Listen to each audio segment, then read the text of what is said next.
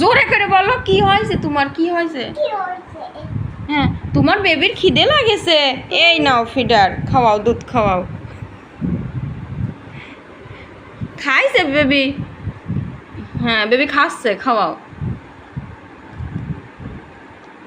হ্যাঁ হয়েছে হয়েছে, এবার খুশি হয়েছে তোমার বেবি, নাচাও। হুম, এই ছেড়ে দে। বলো বেবি, তোমার পেট ভরেছে? হ্যাঁ, পেট কি ভরেছে তোমার বেবির? আরো খাবে?